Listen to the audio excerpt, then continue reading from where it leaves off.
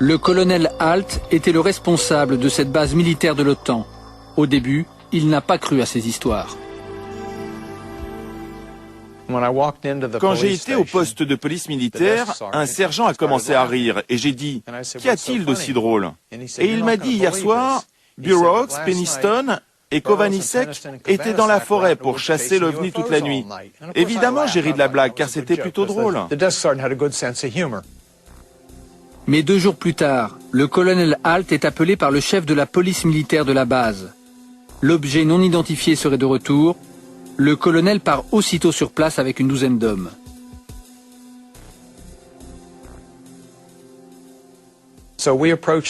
On approche du site et le lieutenant me montre les empreintes. Il y avait 3 empreintes de 25 à 30 cm chacune dans une sorte de triangle. J'ai demandé à un sous-officier de sortir le compteur Geiger, de faire des relevés et de prendre des photos. Et nous avons fait des marques sur les différentes traces. Nous avons cherché et trouvé des marques sur les arbres. Et le lieutenant a regardé en haut. Regardez, il manque des branches à l'arbre. J'ai noté tout ça et le sous-officier lisait son compteur Geiger. Les niveaux n'étaient pas dangereux, mais 5 à 10 fois plus élevés que la normale. Un gars de notre équipe a dit « Regardez là-haut ». Nous avons regardé à travers les arbres et nous avons pu voir quelque chose d'énorme. C'était de forme ovale, rouge, avec un centre noir. Ensuite, il voit plusieurs lumières. Le colonel Halt appelle sa base et il enregistre sa conversation.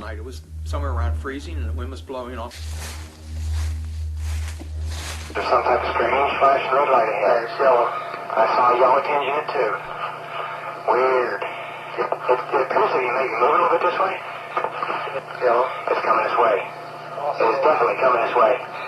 Moving at 3:15 now, we've got an object about 10 degrees directly south, 10 degrees off the horizon. And the ones to the north are moving, one's moving away from us. Moving out fast. Yeah, we're both heading north. Hey, here he comes from the south. He's coming toward us now. Now we're observing what appears to be a beam coming down to the ground.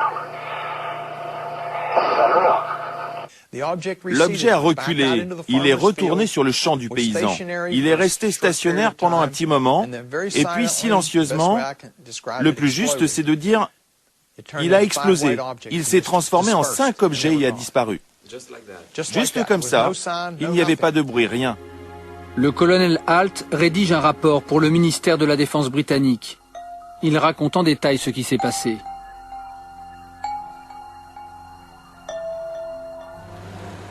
Nous avons retrouvé un ancien membre du ministère de la Défense britannique qui a accepté de parler.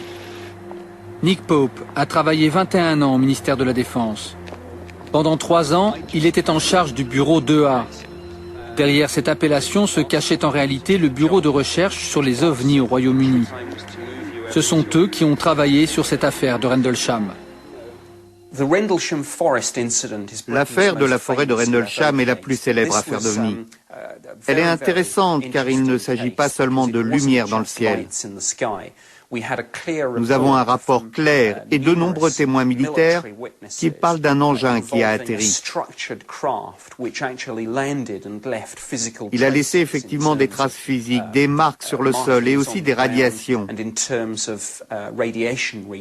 Nous avons là quelque chose de beaucoup plus important que d'ordinaire. Voici des moulages des traces au sol qui auraient été laissées par l'engin. Ces moulages ont été réalisés par l'armée. Le point intéressant, c'est que c'était l'hiver. Le sol était très dur et les militaires consultés ont estimé le poids de l'engin à plusieurs tonnes pour pouvoir réellement faire ces marques. Des relevés de radiation ont aussi été analysés. J'ai ici ce document.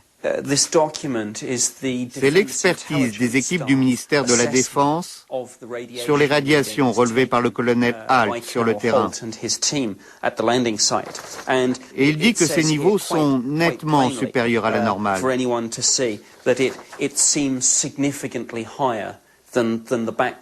C'est le document officiel du ministère de la Défense. Nous sommes retournés sur la base de Rendlesham avec l'astronome anglais Jan Ridpaas.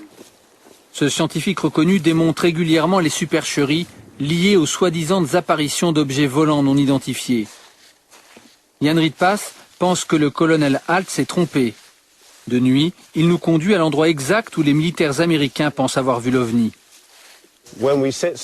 Quand nous serons à l'endroit où se tenait le colonel Halt, nous allons également voir une lumière clignotante dans la même direction que la ferme. Et c'est en fait un phare. Je pense qu'il est tout à fait clair que la lumière clignotante qu'il voyait entre les arbres, c'est le phare à 6 km sur la côte. Effectivement, au loin, une petite lumière clignote. Pourtant, les militaires parlaient d'une intense lumière. Ici, nous sommes à peu près où le colonel Halt était quand il recherchait à travers les champs vers ce qu'il a décrit comme une lumière clignotante. Je pense, vous savez, qu'on parle d'il y a plus de 20 ans. Il y avait moins d'arbres au loin, par conséquent, il a vu la lumière plus intensément que ce que nous voyons maintenant.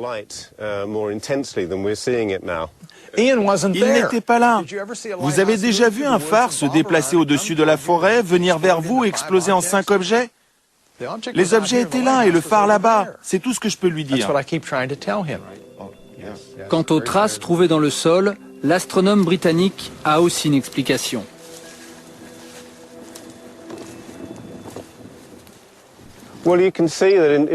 Ce que nous pouvons voir dans de nombreux endroits sur le sol de la forêt, c'est qu'il y a beaucoup de zones qui ont été grattées par des lapins ou de petits animaux.